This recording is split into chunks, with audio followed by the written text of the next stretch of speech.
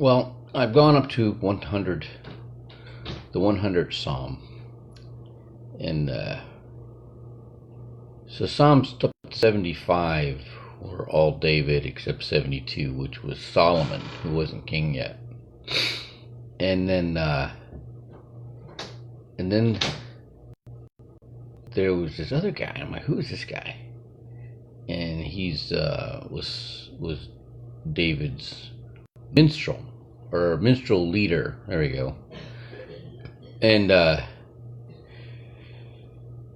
there was a whole bunch of psalms that were basically retelling the story of Exodus and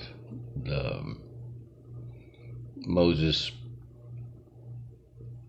confronting the Pharaoh and God hardening his heart, and then finally the Exodus, and then the Egyptians came after him and got part of the waters, or Moses part of the waters at God's command, and then the waters closed in on the. I mean, it's the same story. That is like the 13th time that story's been told in the Bible.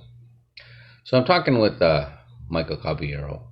He's a pastor at Center Church about all this, and there's just so many things that I'm coming across, especially when I look at it from the conscious mind versus subconscious mind angle.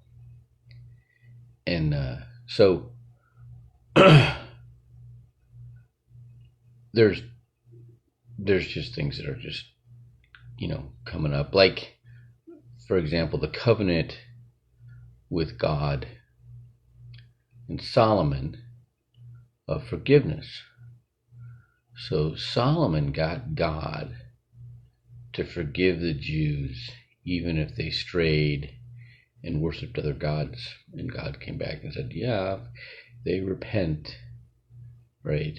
And now there was already a covenant or rules of reconciliation under Moses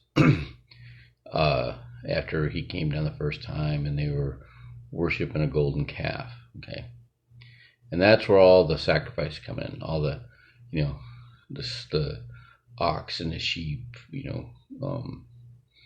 that's where that came. That's when that began. Okay, and so Michael's explaining things to me that animals don't have sin, right? They don't sin. They don't lie to you. They don't, they don't do things deceitfully. They're who they are, and they trust you, and they have less sin than humans, right? That was kind of wow. Wow, what's up with that?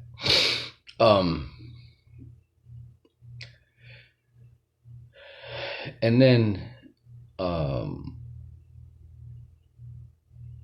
we started looking at some things. We went to another church, and Michael spoke, gave his testimony, and they were talking. This pastor got up and he was talking about membership versus discipleship, and in his explanation, I'm like, oh, that's the difference between being a Navy SEAL and Army Special Forces. Army Special Forces, they go in and to win the hearts and minds, right? The first thing they do, they're going to build a hospital or a school for some little indigenous community, and then they're going to make a war fighting entity out of them. Okay, but they do something for them, right? And I'm like, oh, this is interesting. And now the SEALs, that's their secondary mission. Primary mission is direct action. They're going to go and destroy something or assassinate somebody or kidnap somebody. That's their primary mission. Secondary mission is a force multiplier. Okay, but you get a lot of intel when you do that. All right. And so I was, then Sunday there was a lot of talk about, leadership, and I'm like, okay, we got leadership development going on at that church. Celebrate Recovery, the Bible Basics, the Advanced Bible Study, the Men's Bible Study, all that is, that's leadership training, basically. So, that's kind of what came out of, and then Penn, I forget his first name, from Penn and Teller. I see him in my video feed, and he's saying that he's accepted Jesus Christ, he's going to follow him for the rest of his life, blah, blah, blah. And I'm like, whoa. And he's like, not kidding. He's a devout atheist, but he went and told his story, right? And so he was a kid, and his grandma used to take him to Sunday school, and he didn't want to go, and he made a deal with his mom that if he read the Bible, or his grandma, that he didn't have to go. So he read the whole Bible, and he read the whole Bible looking for what's wrong with it, okay, because she didn't believe. And as a kid, and that's dictated him throughout the whole life, right? Well, I'm reading it again. I'm reading it for the 13th time, and yep, it's they are harsh in the Old Testament. Okay, you take in First and Second Chronicles, it talks about Solomon's covenant with God on forgiveness. Okay, and those don't get coupled in the Bible until Christ.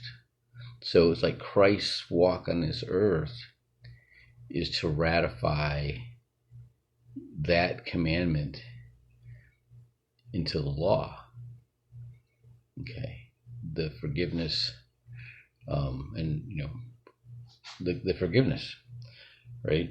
And even though it was first brought up with Solomon, so that's like the big clash with the scribes and the Pharisees are Christ inserting the commandment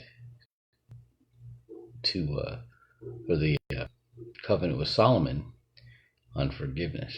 Okay, and he goes and all the way to the cross with it. That's amazing, huh?